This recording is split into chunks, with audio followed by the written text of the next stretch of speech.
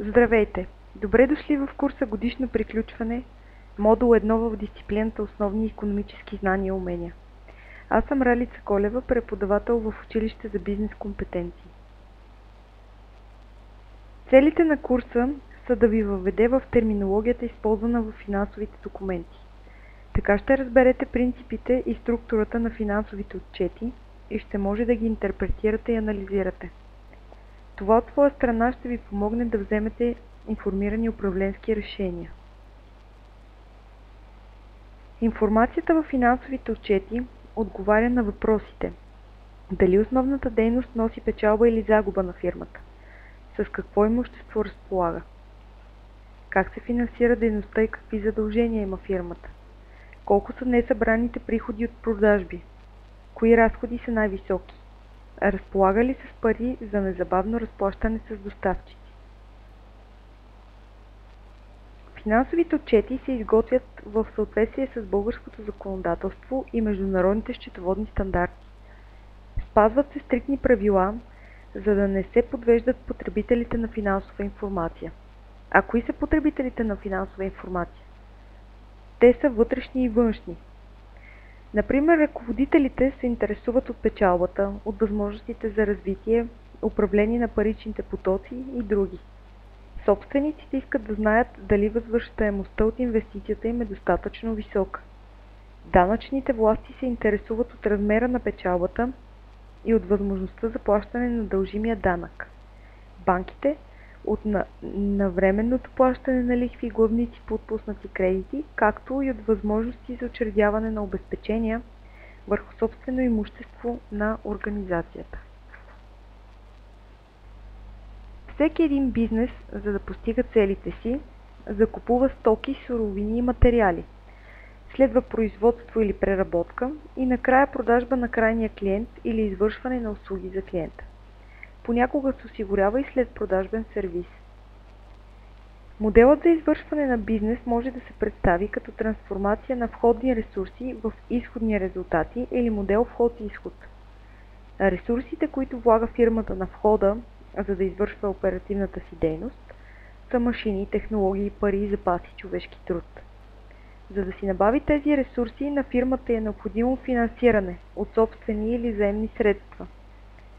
В резултат на работата на хората в дейностите по производство, администрация и търговия, продуктите и услугите достигат до клиентите, като на изхода се осъществява продажба. Други желани резултати на изхода са печалба, доволни клиенти, добра репутация и така нататък. В структурата на финансовите отчети се използват различни категории счетоводни сметки. Активите са сметки, отразяващи ресурсите за дейността, които се контролират от компанията: земя, сгради, машини, запаси, пари. Въпреки че за човешките ресурси се казва, че са най-ценните активи на фирмите, формално те не са елемент на сметка активи. Компанията няма контрол върху тях и те могат да напуснат работа по всяко време. Затова вложеният в хората труд се третира във всеки период на отчитане като разход, а не като актив. Пасивите са заемните финансирания, използвани от бизнеса. Например, банкови заеми, доставени стоки и услуги на кредит от търговски доставчици, задържани заплати на служители, забавени задължения към данъчни власти и други. Собственият капитал отразява финансирането, предоставено на бизнеса от собствениците или инвеститорите. Ако фирмата има печалба за годината, може да разпредели част от нея или дори цялата като дивиденти на собствениците. Оставащата част се реинвестира в бизнеса. Приходите са доходи, които се създават в хода на обичайната дейност на предприятието.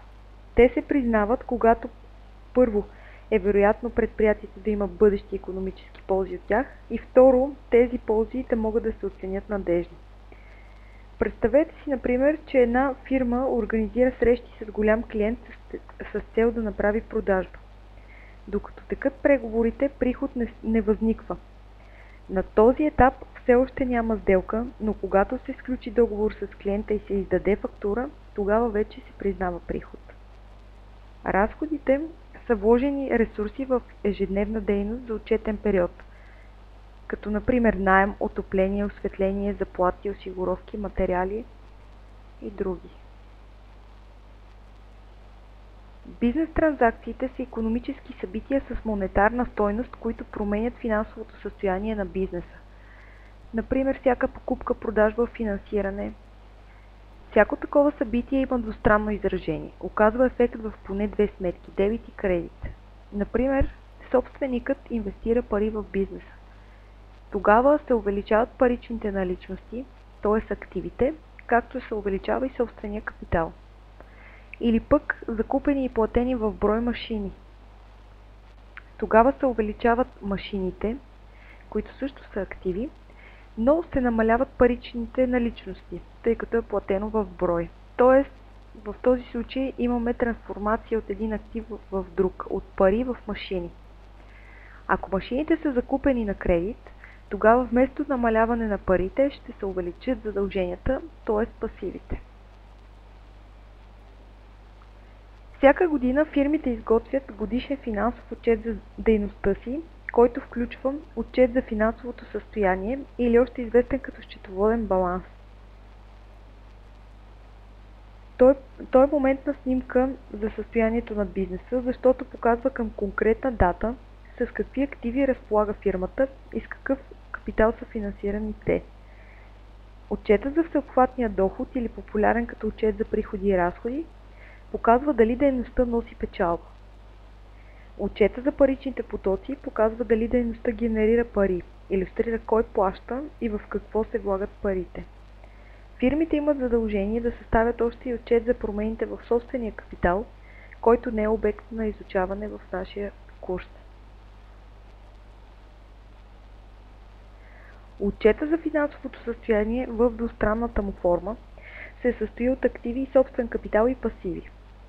Сумата на активите, които стоят в лявата страна, винаги трябва да е равна на сумата на собствения капитал и пасивите, дясната страна. Това е балансовото равенство. Това е така заради дуалния ефект на транзакциите. Възникването на активи трябва да е финансирано от някого, собствени или чужди средства. Активите се делят на нетекущи и текущи. Нетекущите или дълготрайни активи се използват в бизнеса за повече от една година. Те могат да бъдат материални и нематериални. Типичните дълготрайни материални активи са земя, сгради, оборудване, транспортни средства. Нематериални активи са, например, софтуер, лиценз и патент. Фирмата може да не признава дълготраен актив, ако стойността му е ниска, под 700 лева според българското законодателство. Например, при покупка на шкаф или бюро.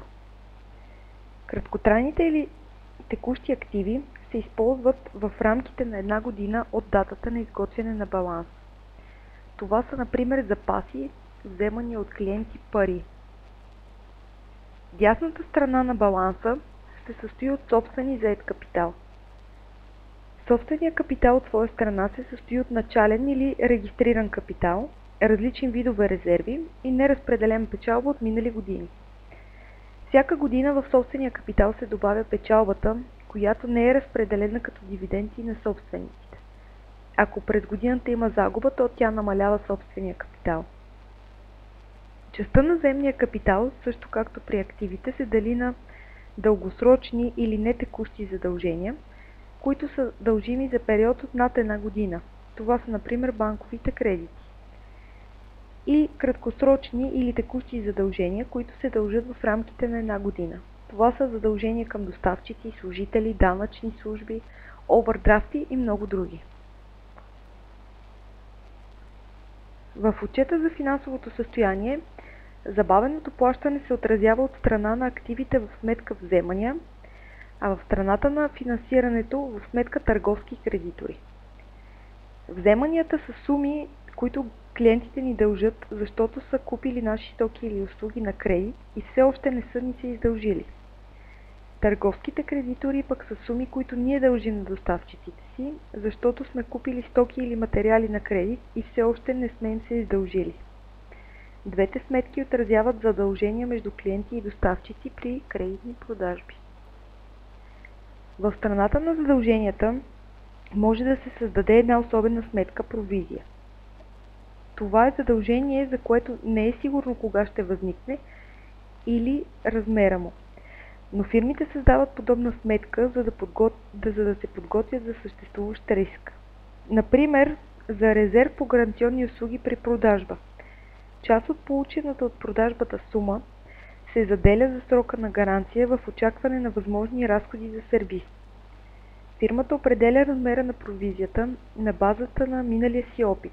Например, 10% от продадените артикули в миналото са имали нужда от ремонт средно за по 20 лева. Друг пример за провизия е съдебно дело, което е в процес срещу фирмата, но все още не е ясен резултатът от него. Тогава юристите дават експертно мнение и определят каква ще е сумата на провизията. В групата на собствения капитал може да се създаде сметка резерви, която служи за специални цели на собствениците, например бъдеща инвестиция или за покриване на евентуални загуби. Законовите резерви се формират с нормативен акт, а тези с общ характер по инициатива на собствениците. Ще въведа още едно ново понятие – нетна балансова стойност на активите. Тя е равна на общата сума на активите минус задълженията, привлечения капитал. Или нетната балансова стойност на активите е равна на собствения капитал. В Закон за счетоводство и международните стандарти са изброени 7 основни принципа на счетоводство, които трябва да се спазват. Принципа на предпазливостта изисква винаги да се отчитат евентуалните рискове и загуби. Например, формирането на гаранционните провизии отчита вероятността след продажбата на една стока на клиент да възникнат разходи за ремонт.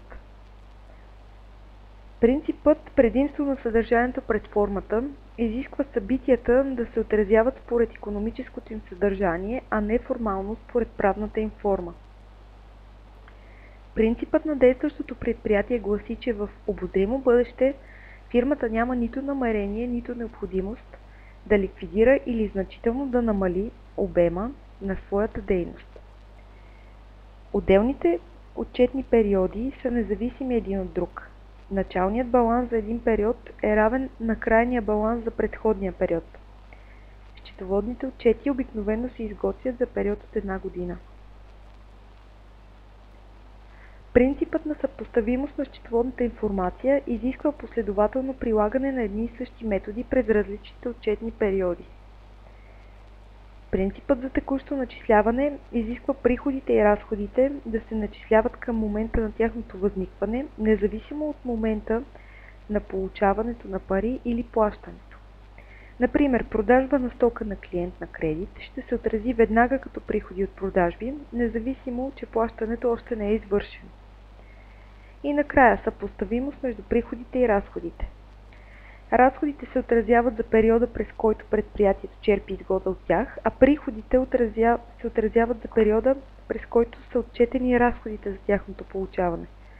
Например, амортизацията отразява постепенното отдаване на стойност на актива в производството, продажбите или администрацията на дейността. За разлика от отчета за финансовото състояние, който е моментна снимка, отчета за всеобхватния доход дава информация за представянето на организацията в отчетния период. На слайда е представен двустранния формат на отчета. В лявата страна стоят разходите, а в дясната приходите. Разходите и приходите биват за основна, финансова и извънредна дейност. Разходите за основна дейност са за материали, заплати, външни услуги, амортизации и други. Тези за финансова дейност са най-често лихви по кредити и други финансови операции. Основната и финансовата дейност заедно правят обичайната дейност. Разходите от извънредна дейност са такива, които възникват случайно и са извън контрола на управляващите, например щети от стихийни бедствия. Приходите от основна дейност са от продажби на стоки, услуги, материали, активи, от наеми, от правителствени дарения и други. Може да има и финансови приходи, например лихви от предоставени заеми на други предприятия или служители, или пък дивиденти, положителни разлики от операции с финансови инвестиции и инструменти. Приходи от извънредна дейност са, например, обезщетения по застраховка за възникнало застрахователно събитие. До тук в лявата част на отчета имаме общо разходи, а в дясната общо приходи. Ако разходите са повече от приходите, в дясната част записваме счетоводна загуба. Ако приходите са повече от разходите, в лявата част записваме счетоводна печалба. Следват данъците, които изваждаме от счетоводната печалба или пък прибавяме към счетоводната загуба. Накрая сумираме двете страни и те трябва да се равняват. Имайте предвид, че тази форма на отчета за всеобхватния доход не се ползва често в реалния живот. Ние използваме за целите на обучението. Вертикалният формат, представен на този слайд, се използва най-често от фирмите. Първо се записват приходите от продажби. Това е стойността на продадените стоки или услуги. От тях се изважда себестойността на продажбите. Това са разходи за материали и труд в производствените предприятия или доставка на стоки в търговските предприятия.